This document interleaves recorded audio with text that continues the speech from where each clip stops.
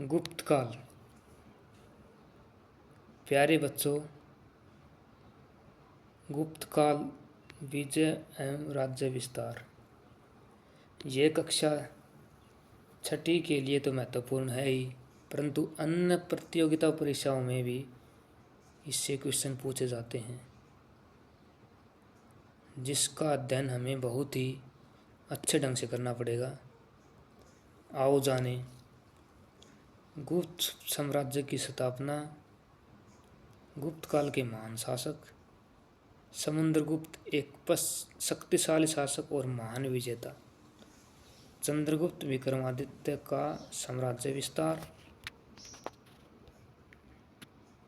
गुप्त काल प्राचीन भारतीय इतिहास का स्वर्ण युग। गुप्त साम्राज्य का पतन।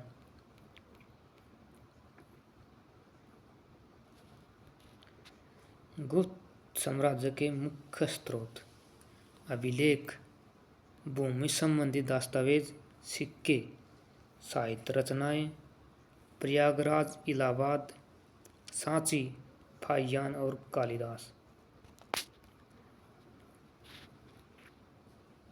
मौर्य साम्राज्य के विघटन के पश्चात उत्तरी भारत में कुषाणों और दक्षिण भारत में सातवाहन साम्राज्य स्थापित होगा। ये दोनों साम्राज्य 3री शताब्दी ईस्वी में समाप्त हुए। कुषाण साम्राज्य के पतन के बाद भारत में राजनीतिक अव्यवस्था फैल गई।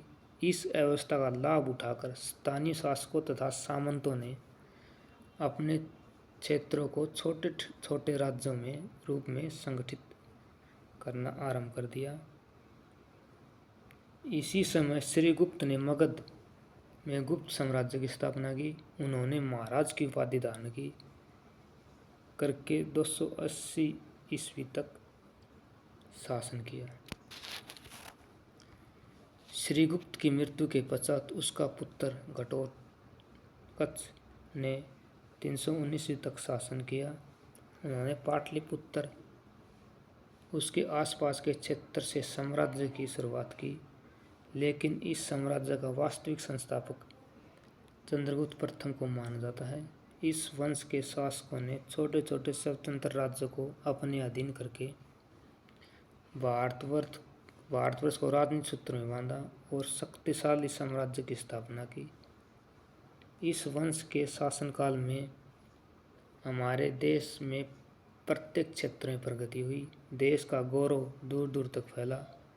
भारतीय इतिहास में यह काल स्वर्ण युग के नाम से जाना जाता है। इस वंश के प्रमुख शासक चंद्रगुप्त प्रथम, समुद्रगुप्त, चंद्रगुप्त, विक्रमादित्य, कुमारगुप्त, स्कंदगुप्त और बुद्धगुप्त आदि।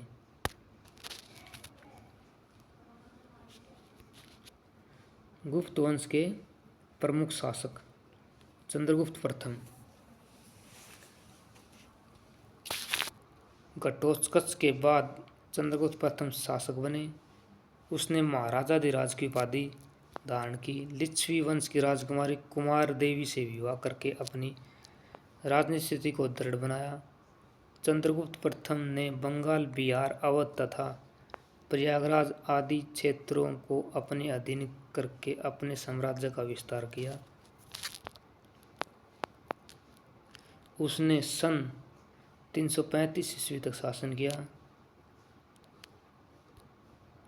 चंद्रगुप्त प्रथम ने अपने जीवन काल में ही कुमार देवी के पुत्र समुद्रगुप्त को अपना उत्तराधिकारी नियुक्त किया।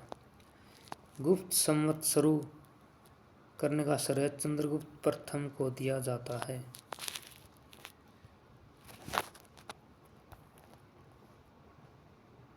समुद्रगुप्त। चंद्रगुप्त के पश्चात समुद्रगुप्त राज सिंहासन पर बैठा। वे निसंदेह एक महान विजेता थे। उन्होंने अपनी योग्यता और बाहुबल से गुप्त साम्राज्य का विस्तार किया। प्रयागराज स्थित स्तंभ लेख में उनकी सैकड़ों युद्धों में भाग लेने में दक्ष कहकर प्रशंसा की गई है। उसने महाराजा की उपाधि धारण की। उसने कला और साहित्य की उन्नति में भी अद्भुतपूर्ण योगदान दिया।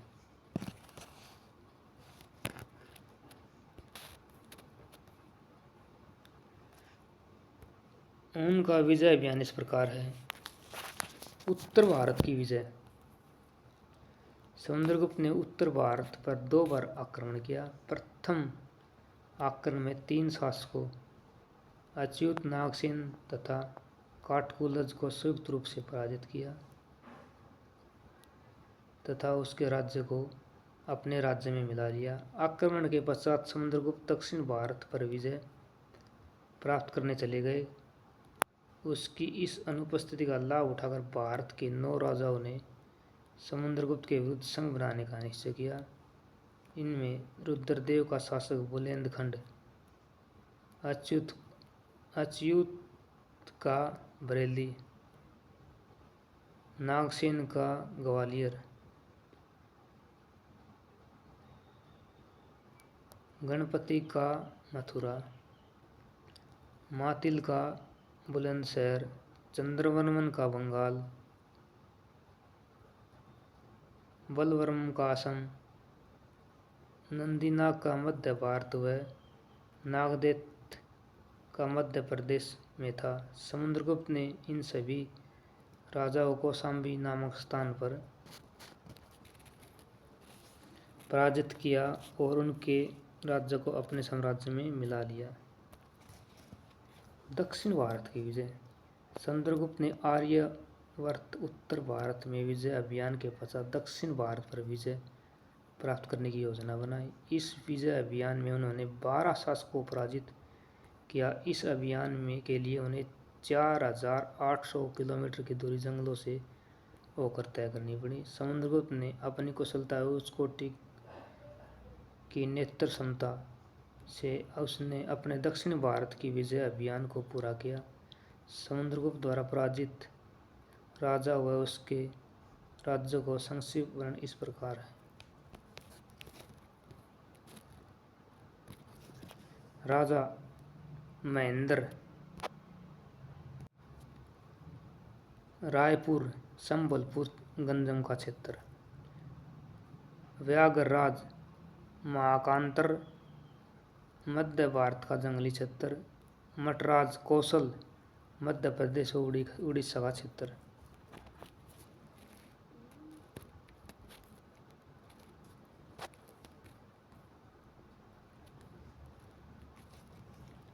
महेंद्रगिरी पिष्टपुर गोदावरी नदी का क्षेत्र।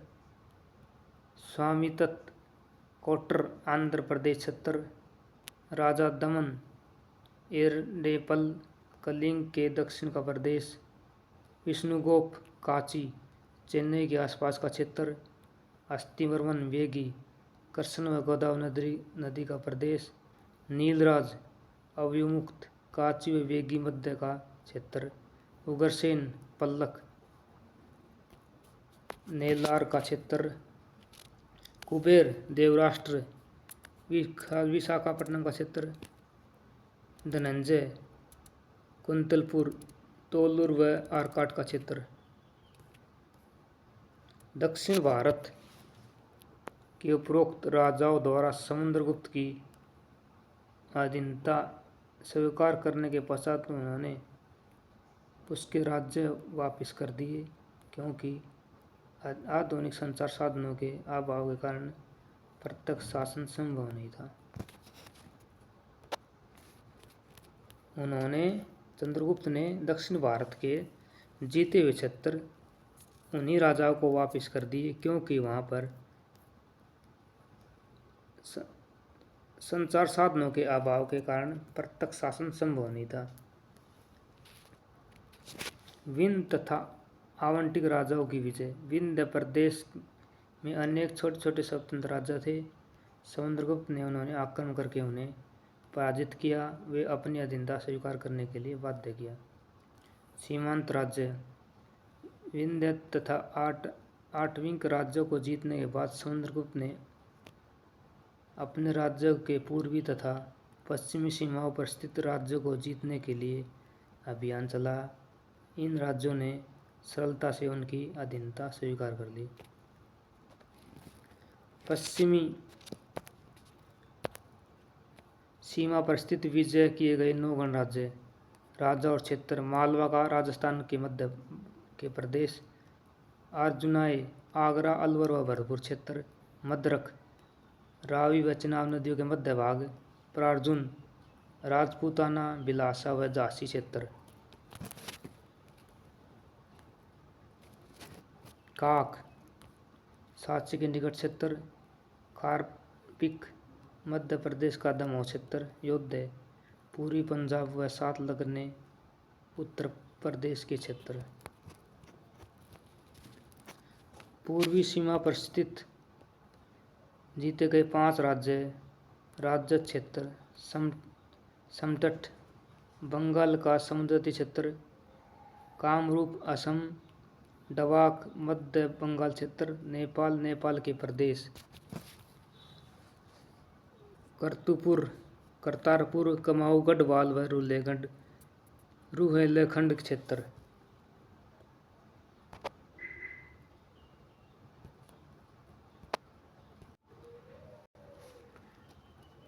विदेशी संबंध। समुद्रगुप्त की बढ़ती शक्ति से प्रभावित होकर अनेक विदेशी शासकों ने उसके मैत्रीपूर्ण संबंध स्थापित किए। इनमें कुषाण व शक शासकों के अतिरिक्त लंका, जावा, सुमात्रा तथा मलाया के शासक प्रमुख थे। अश्वमेध यज्ञ। समुद्रगुप्त ने चक्रवर्ती सम्राट बनने के उद्देश्य से अश्वमेध यज्ञ किया।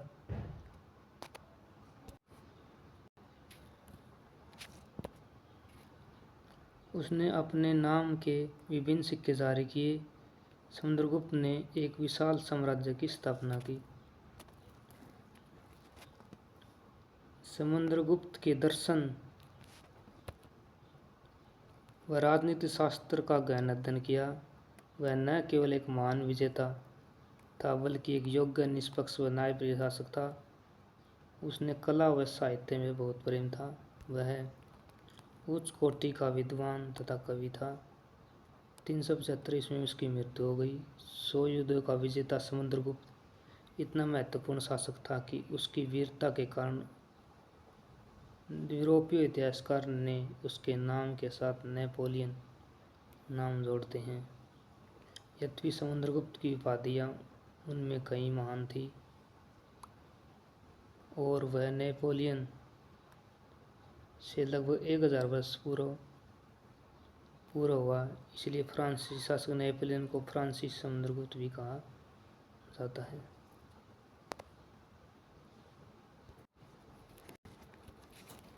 चंद्रगुप्त विक्रमादित्य। समुद्रगुप्त की मृत्यु के पश्चात उसका पुत्र रामगुप्त शासक बना। 380 ईस्वी में शकों से अपमानजनक संधि करके कारण उसके छोटे भाई चंद्रगुप्त द्वितीय ने उसकी हत्या कर दी और शासक बनकर गुप्त वंश के सिकुड़ते साम्राज्य को फिर से अपने पिता की तरह विस्तार कर देना शुरू किया। चंद्रगुप्त द्वितीय ने विभिन्न शासकों से वैवाहिक संबंध स्थापित करके अपनी स्थिति को दृढ़ किया। इसके अतिरिक्त उन्होंने अपने साम्राज्य के विस्तार के लिए युद्ध भी किए। इसी कारण इसकी ख्याति एक महान विजेता के रूप में दूर दूर फैल गई। चंद्रगुप्त विक्रमादित्य की विजय। शकों एवं कुषाणों पर विजय। चंद्रगुप्त द्वितीय ने मालवा, गुजरात और काठियावाड़ क्षेत्रों में शकों एवं कुषाणों का दमन किया। उन्होंने वाकटक नरेश की सहायता से 21 शक राजाओं पर आक्रमण किया। वह युद्ध लंबे समय तक चलता रहा।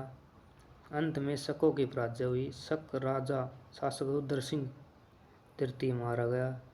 इसी के साथ उन्होंने अवंती के कुषाणों का भी दमन किया। इस विजय अभियान के परिणामस्वरूप गुप्त साम्राज्य की सीमाएं अरब सागर को छूने लगी थी। इस विजय अभियान के बाद उन्होंने विक्रमादित्य शूरवीरता का सूर्य तथा शकारी शकों का नाश करने वाला की उपाधि धारण की।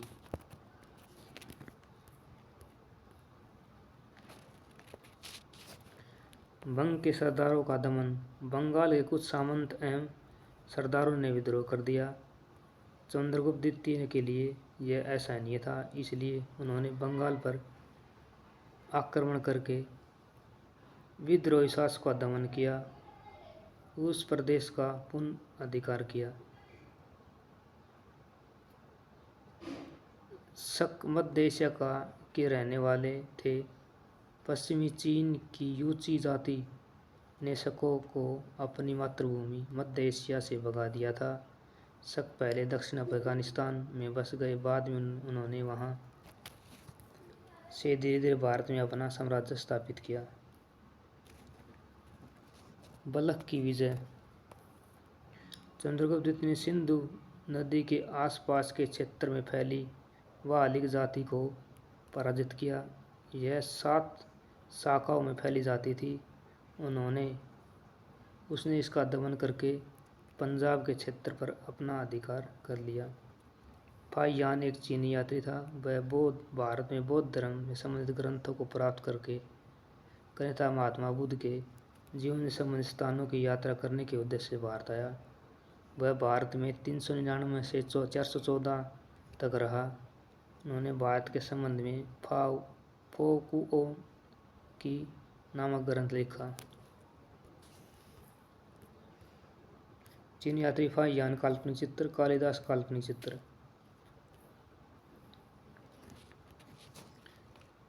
चंद्रगुप्त विक्रमादित्य ने 380 से 414 तक शासन किया। उसके शासनकाल में भारत खूब समृद्ध हुआ। अपने साम्राज्य का विस्तार को दूर दूर तक किया। उसके समय में चंद्रगुप्त साम्राज्य की सीमाएं उत्तर में हिमालय से लेकर दक्षिण में नर्मदा नदी तथा पूर्व में ब्रह्मपुत्र नदी से पश्चिम में अरब सागर तक फैली हुई थी। उन्होंने विक्रमादित्य की उपाधि के साथ साथ सिंह विक्रम, सिंह चंद्र, विक्रांक, देवराज आदि उपाधियां भी धारण की। उसने अश्वयुग भी करवाया। चंद्रगुप्त विक्रमादित्य एक अच्छे विजेता के साथ साथ अपने पिता की तरह एक कुशल शासक प्रबंध भी थे। उनका शासन प्रबंध धर्मशास्त्र पर आधारित और जल कल्याणकारी था। चीनी यात्री फाहियान भी उसके शासन काल में भारत आया था। कालिदास जैसे भी महान कवि उसके दरबार की शोभा बढ़ाते थे। उसने अपने साम्राज्य को सुदृढ़ एवं शक्तिशाली बनाने के लिए शक्तिशाली राज्यों के साथ वैवाहिक संबंध स्थापित किए। उसने स्वयं नाग वंश की राजकुमारी कुबेरनागा के साथ विवाह किया। कालांतर में उसने वाटक राजा रुद्रदेव द्वितीय के साथ अपनी कन्या प्रभावती का विवाह किया। कुंतल राजा की पुत्री के साथ अपने पुत्र का विवाह किया। इस विवाह संबंध के कारण उसकी ख्याति में वृद्धि हुई। बच्चों, इससे आगे की वीडियो अध्याय की जानकारी हम अगले वीडियो में करेंगे।